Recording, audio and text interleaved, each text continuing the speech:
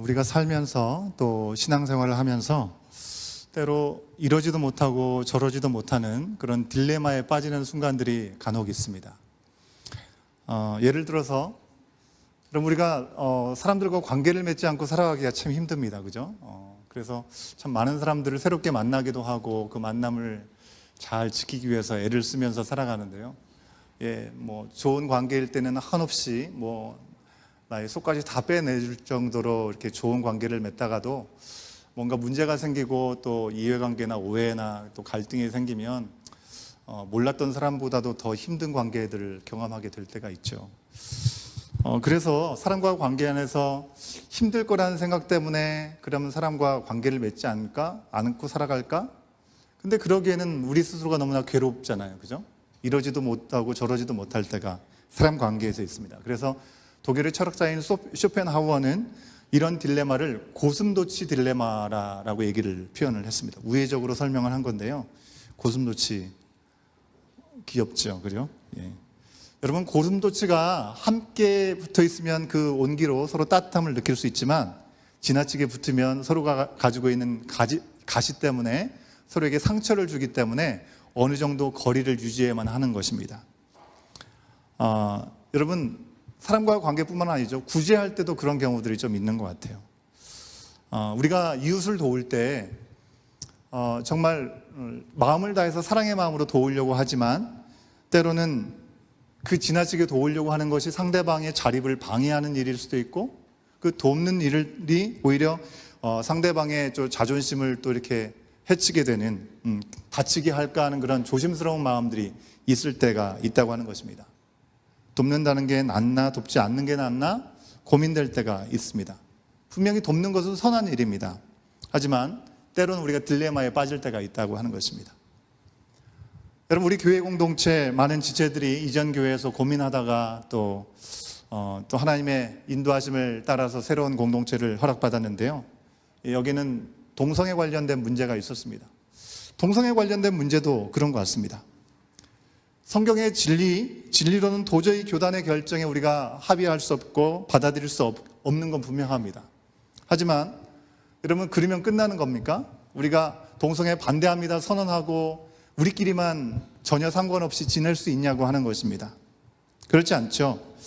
이미 사실 성적인 어떤 지향이 다른 크리스찬들이 캐나다 땅에도 너무나 많이 살고 있는 것을 우리가 또 보게 되고요.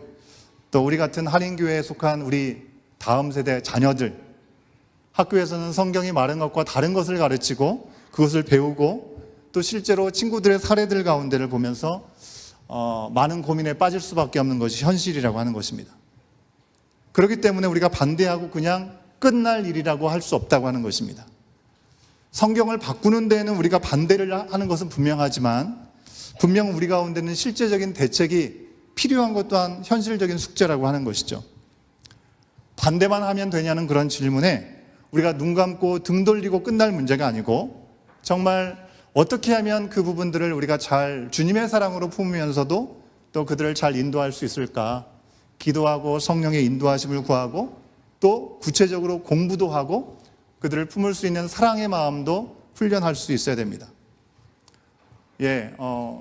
참고로 사실 이제 이 교단 안에서 우리가 나온 그 교단 안에서 긴 시간 동안 공부하고 또 신학을 하는 우리 신학자들이나 해석들을 이제 그동안 쭉 배워왔지만 그것들을 받아들이지 않고 목사 안수를 받지 않았던 우리 김희경 교사님이 우리 교육자들과 함께 이 부분에 대해서 좀 공부하는 시간을 좀 가졌습니다. 그것은 우리가 어떻게 이 부분들을 이해하고 또 우리 안에서는 어떻게 그 부분들을 적용해 나갈 수 있을까, 이런 차원에서 공부를 좀 한 거고요. 그리고 특별히 우리 중고등부 친구들만 되더라도 당장 학교에 가면 그런 성의 정체성이 좀 혼란스러운 친구들이 바로 옆에 있는 친구들이잖아요. 이 아이들에게 우리 교회에서는 어떻게 그들에게 또 가치관을 잘 심어줄 수 있을까, 이런 고민들이 있습니다. 그래서 이런 부분들을 계속해서 공부해 가면서 우리 유스에 속한 선생님들 그리고 학부모님들에게도 단계적으로 이 부분들을 가능한 대로 같이 교육도 하고 그 마음들을 함께 나누는 시간들을 가질 계획을 갖고 있습니다. 여러분들 기억해 주시고 함께 기도해 주시면 감사하겠습니다. 여러분, 우리가 하나님의 뜻 기록되어 있는 성경 말씀을 보면 명확하게 보이는 진리가 분명히 있습니다. 그럼에도 불구하고 오늘날 현실 세계는 우리를 너무나 혼란스럽게 만드는 일들이 너무나 많습니다. 이 혼란스러운 세상 가운데 우리가 붙들고 있는 이 진리의 말씀을 가지고 어떻게 하면 더 많은 사람들에게 바로 주님께 돌아올 수 있게 하기 위해서 우리는 어떻게 할 수 있을까? 그 뜻을 어떻게 받아들이면서 살아갈 수 있을까? 고민되는 것입니다. 이것이 어떤 면에서는 우리 모두에게 있는 딜레마라고 할 수 있는 것이죠. 목회자인 저도 언제나 정답이 없습니다. 계속해서 기도하면서 그 답을 찾아갈 뿐입니다. 우리 안에 답이 없기 때문에 그렇죠. 그렇기 때문에 성령의 인도하심을 계속해서 구하면서 길을 찾다 보면 그 가운데 하나님께서 그때그때 맞는 길들을 열어주실 거라고 믿습니다.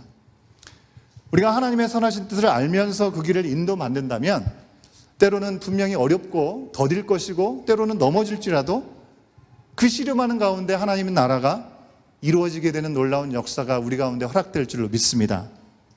이런 때는 아멘을 크게 한번 해주시죠. 믿습니다. 예. 오늘 말씀에서 예수님도 딜레마에 빠졌습니다. 딜레마에 빠질 수밖에 없는 질문을 받으셨기 때문이죠. 그런데 이 질문은 우리가 앞서 살펴본 것처럼 선하신 하나님의 뜻을 알지만 악한 세상에 살면서 거기에 빠질 수밖에 없는 어쩔 수 없는 딜레마는 아닌 것처럼 보입니다. 그거보다는 예수님이 눈에 가시와 같고 그리고 뭔가 꼬투리 잡아서 예수님을 무너뜨리려고 했던 그런 의도된 딜레마라고 하는 것입니다. 여러분 때로 예수님 믿는다는 것 때문에 사람들에게 질문을 받을 때가 아마 있으실 거예요. 아니 하나님이 계시다면 세상에 왜 이 모양 이 꼴이냐 이런 질문이죠. 지난 주일에 우리가 함께 살펴봤던 하나님의 공의에 대한 말씀 여러분 기억하십니까?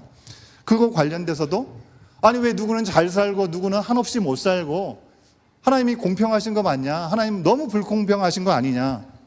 이런 질문들 여러분 받으시는지 모르겠습니다. 저는 어쨌든 목회자이기 때문에 가끔 이런 질문을 받을 때가 있는 것이죠. 우리가 작년에 교회를 시작하면서 새 공동체 교육을 우리가 같이 이 자리에서 했었죠. 그리고 제가 새 가족 교육을 하면서도 말씀을 나눌 때 꼭 던지는 질문입니다. 하나님은 왜 선악과를 만드셔가지고 왜 우리가 죄를 지을 줄 알면서도 왜 함정을 판 것처럼 그렇게 하셨던 것일까? 왜 우리가 죄를 지을 기회를 주시는 걸까? 만약에 그거 자체를 만들지 않으셨다면 죄도 없을 거 아니겠는가라는 질문들을 많이 하게 되는 것이죠. 여러분 물론 적지 않은 많은 사람들 모태신앙인이든지 아니면 정말 뜨거운 하나님의 강권하신 역사를 경험하신 분들은 이런 질문을 받든지 어떤 질문을 받더라도 선하신 하나님을 의심치 않습니다. 이런 질문들 때문에 넘어지지 않습니다. 기본 전제가 든든하기 때문에 그러겠죠. 하지만 예수님의 십자가와 사랑의 은혜를 아직 한 번도 경험해보지 못한 교회 밖에 있는 분들이나 이제 예수님을 알고자 하는 한 발짝을 뛰어나가고 계신 새로운 믿음의 자리로 나오신 분들에게는 여러 가지 질문들이 있을 수 있는 것입니다. 그런 질문이 정말 순수하게 정말 하나님의 뜻이 무엇인가 알고 싶은 마음에 질문을 한다면 그것은 건강한 것입니다. 왜요? 진리는 궁금하고 하나님을 알고 싶은 것은 당연한 것이기 때문에 그렇죠. 하지만 때로 하나님이 없다, 하나님은 불의하다, 하나님은 절대 선하지 않다라는 전제를 가지고 질문을 하는 사람들에게는 아무리 이렇게 저렇게 설명을 해도 그것을 받아들이지 않는다고 하는 것입니다. 예를 들어서 예수님을 부인하고 싶었던 대제사장과 종교 지도자들, 오늘 본문의 앞장인 21장 23절의 하반절의 말씀에 보면 성전에서 예수님께서 말씀을 가르치고 계시는데 종교 지도자들이 예수님께 질문을 던집니다. 딴지를 거는 것이죠. 21장 23절의 하반절입니다. 같이 한번 읽습니다. 시작.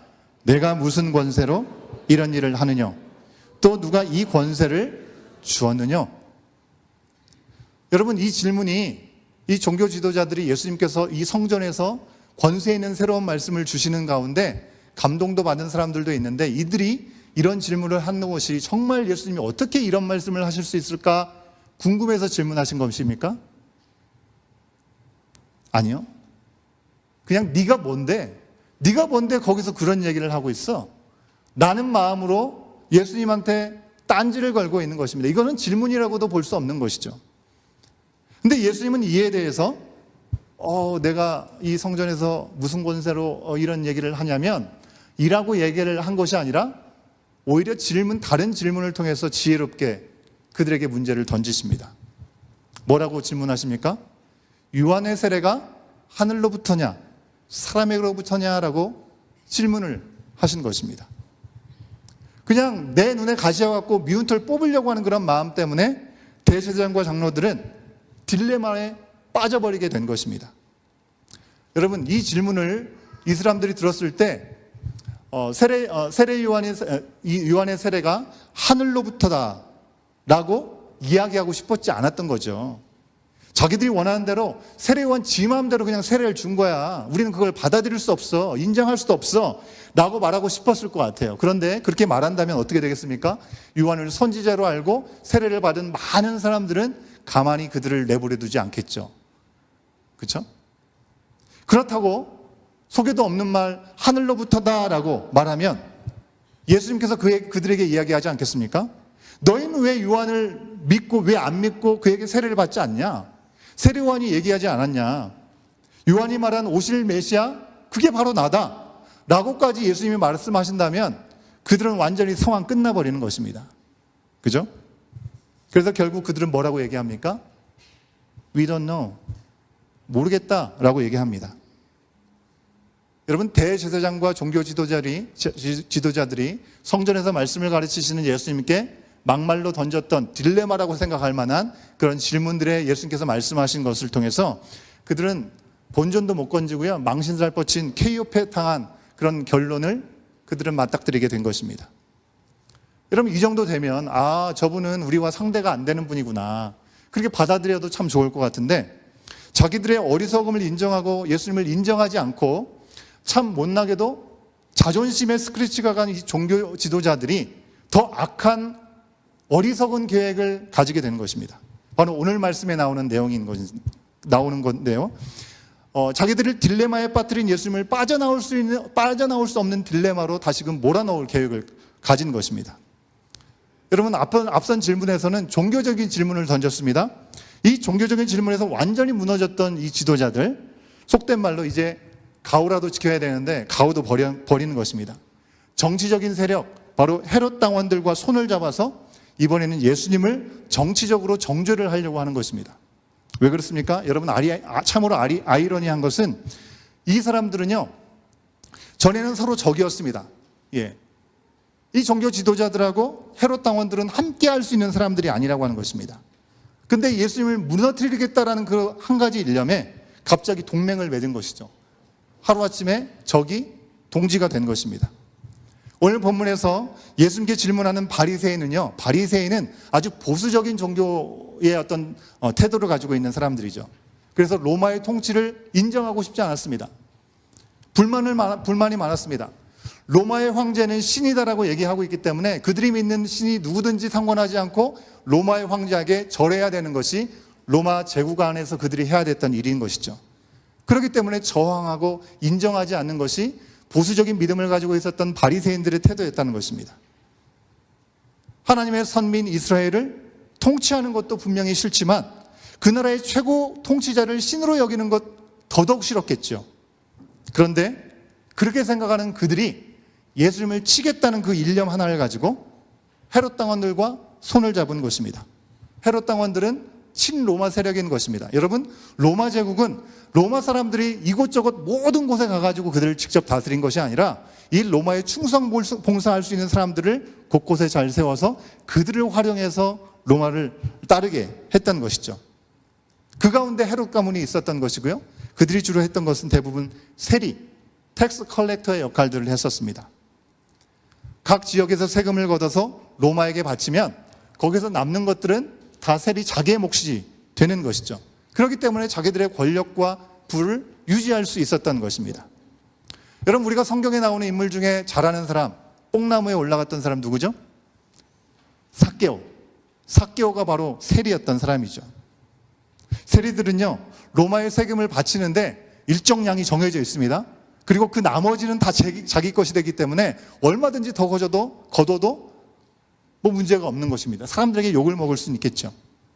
그러니 모든 유대인들에게는 공공의 적이 되었던 것입니다.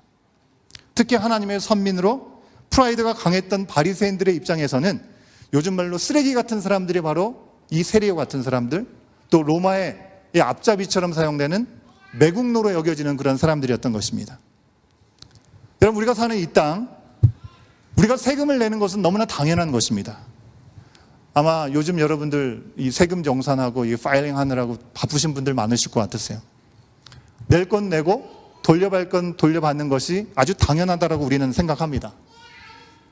예, 요즘처럼 경기가 침체되고 또 세금도 참 부담이 크죠.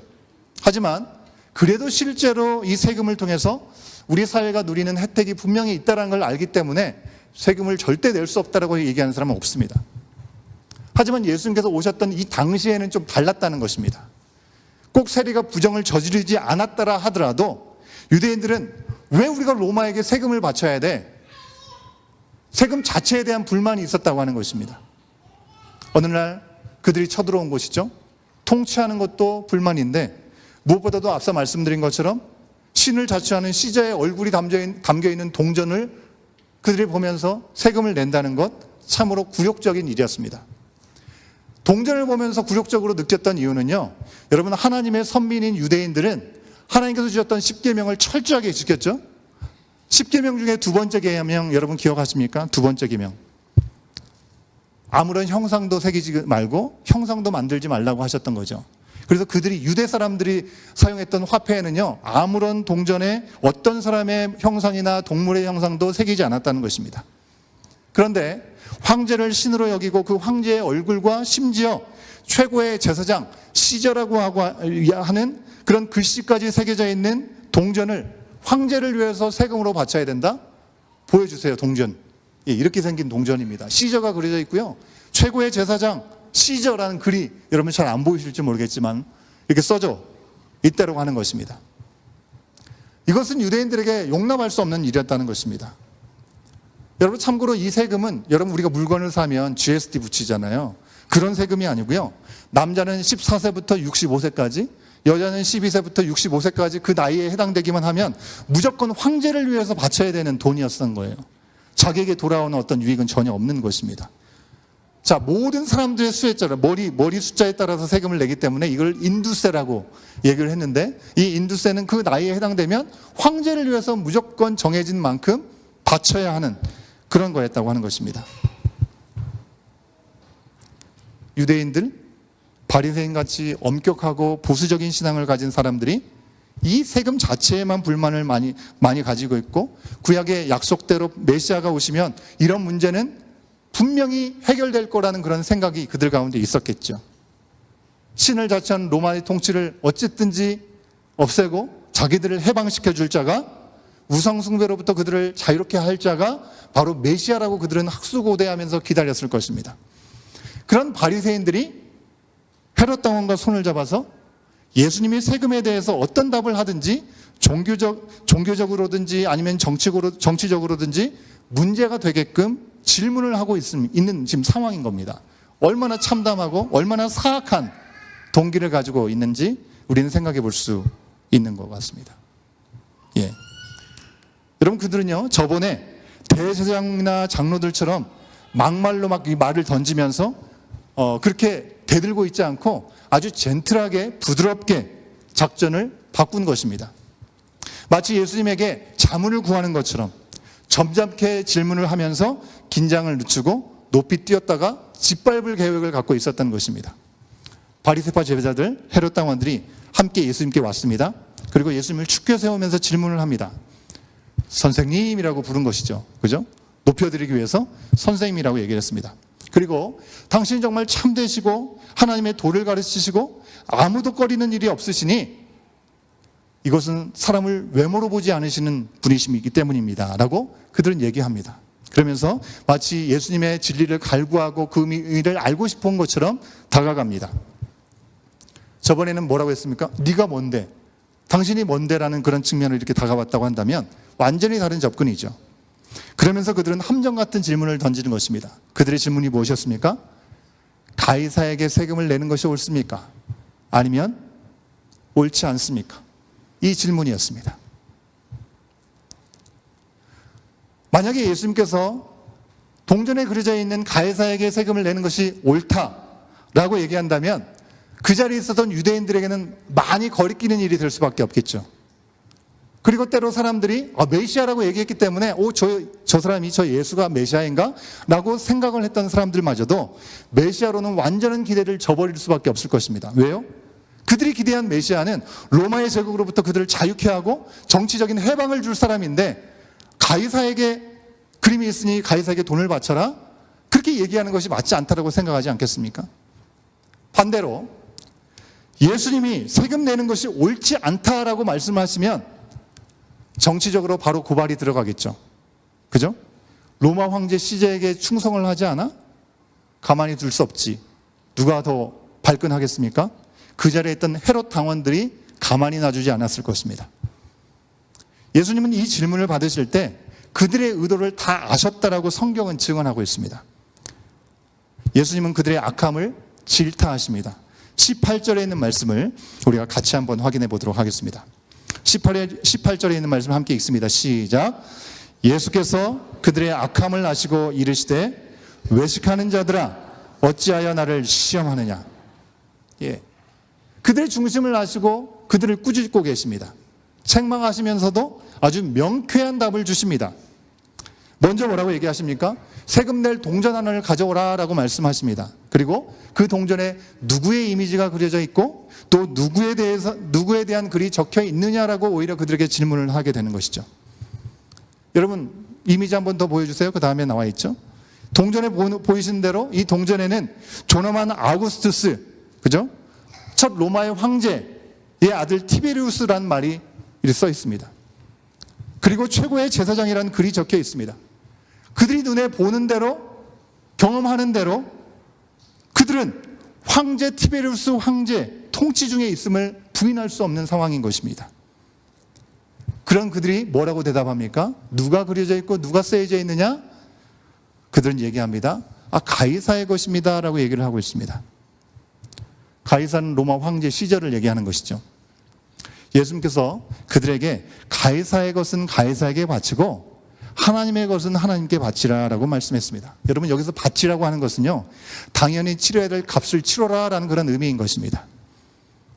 즉 가이사의 것은 가이사에게 바친다, 가이사에게 세금을 바치는 것은요, 그가 신으로 이 땅에 평화를 주고 은혜를 베풀어서 그것에 응답을 해라, 그런 의미가 아니고요, 그 로마 제국이 그 땅을 찾아와서 도로를 닦든지 그 시민으로서 받을 수 있는 혜택을 누리게 되는 부분이 있다면 그 부분을 생각하면서 세금을 내면 된다라고 얘기를 하는 것입니다. 물론 자기 땅에 마음대로 찾아왔기 때문에 그것 자체가 억울한 일이죠. 하지만 그 정도 선에서 생각하면서 돈을 내면 된다라고 말씀을 하신 것입니다. 여기서 우리는 하나님께서 가이사의 것은 가이사에게 바치지만 하나님의 것은 하나님께 바치라고 말씀하신 그 말씀을 우리가 주의해서 기억할 수 있어야 됩니다. 여러분 예수님께서 그리스도로 오신 것 단순히 식민지로서의 통치를 받는 일이든지 세금 문제 같은 그런 어려움들, 그런 어려움만 해결하기 위해서 오신 것이 아닌 것이죠. 물론 예수님은 질병의 문제, 짓눌린 문제, 자유를 빼앗긴 것으로부터 해방시켜 주실 수 있는 능력을 가지신 분도 분명히 맞습니다. 하지만 우리의 약함과 우리의 악함의 필요를 다 아시고 돕기 위해 이 땅에 오시기도 하셨지만 현실의 문제만이 아니라 우리의 영원한 생명의 문제를 해결하시기 위해서 이 땅에 오신 것이죠. 우리의 운명을 바꾸기 위해서 이 땅에 오신 것입니다. 하나님의 형성으로 지어졌던 우리들이 하나님의 원래 하나님의 것인데 죄악에 얽매이고 사로잡혀서 죄의 종노릇을 하는 우리의 삶의 자리로부터 이제 하나님의 형상을 회복하시기 위해서 이 땅에 오셨다고 하는 것입니다. 그 이야기를 해주시는 것입니다. 예수님은 바리새인과 헤롯 당원의 이 뱀 같은 질문, 그 질문에 대해서 요리조리 피해가면서 지혜롭게 대답을 하신 것, 그 정도가 아니라 예수님께서 이 땅에 진짜로 오신 이유, 십자가의 길을 가신 이유, 그 말씀을 해주신다고 하는 것입니다. 큰 딜레마에 빠질 위기에서 오히려 반드시 해야 될 말씀을 주고 계시는 것입니다. 예수님께서 이 땅에 오신 것, 우리 눈앞에 닥친 문제, 코앞의 괴로움을 해결하실 뿐만 아니라 원래 하나님의 형상으로 지어진 우리들의 모습을 회복하시기 위해서 이 땅에 오셨음을 알려주고 계시는 것입니다. 사랑하는 여러분, 예수님은 우리를 하나님의 형상으로 회복하기 위해서 이 땅에 오신 줄 믿습니다. 하지만 세상은 어떻습니까? 내 인생은 내 것이야, 내 마음대로 살고 싶어, 지금도 몸부림치면서 예수님을 부인하면서 사는 것이 옳다라고 얘기를 합니다. 여러분, 그런 세상을 향해서 예수님의 십자가의 복음을 나가야 되는 것이 오늘도 우리 가운데 생명의 호흡을 주신 하나님의 이유고 사명이 있는 것임을 기억할 수 있어야겠습니다. 그럼에도 불구하고 우리조차도 하나님의 것으로 회복되고 하나님 나라가 이루어지는 것, 거기에 우리의 삶의 방향이 분명히 설정되어 있지 못하고 당장 내 삶의 현실 가운데 나의 것, 내 자리에 필요한 것, 그것을 찾느라고 급급한 삶을 살아가고 있는 우리의 모습은 아닐까요? 내 문제가 해결되고 정말 내가 간절히 기도했던 것이 해결되면 정말 하나님은 선하신 분인데, 내가 원하는 것들이 해결되지 않으면 정말 하나님이 선하신 분이 맞는가? 그런 의심을 갖고 있는 우리들의 모습은 아니냐고 하는 것입니다. 예수님을 무너뜨리려고 했던 바리새인과 헤롯 당원의 이 사악함이 내 자신의 강한 욕심과 어떤 꿈에 좀 섞여서 담겨져 있지 않은지 우리는 돌아볼 수 있어야 되겠고요. 오늘 말씀 앞에 우리 자신을 겸손히 돌아볼 수 있어야겠습니다. 우리 자신의 바램을 이루려고 예수님을 시험하지 않고 오직 겸손하게, 하나님, 저는 하나님의 것입니다. 나를 하나님의 것이 되기 위해서 모든 것을 내려놓고 죄를 짓고 십자가에 죽으신 그 예수님을 바라볼 수 있도록 오늘도 이 시간도 나와 함께 하시고 우리와 함께 하여 주시옵소서. 이런 고백이 우리 가운데 있어야 될 줄로 믿습니다. 이 시간 우리 자신 죄의 문제를 해결하시고 지금도 너는 나의 것이다라고 그렇게 살아갈 수 있도록 우리 대신 모든 어둠의 권세를 물리치시고 승리하신 그 예수님, 그 주님을 찬양하면서 결단의 마음을 우리 주님 앞에 드릴 수 있으면 좋겠습니다.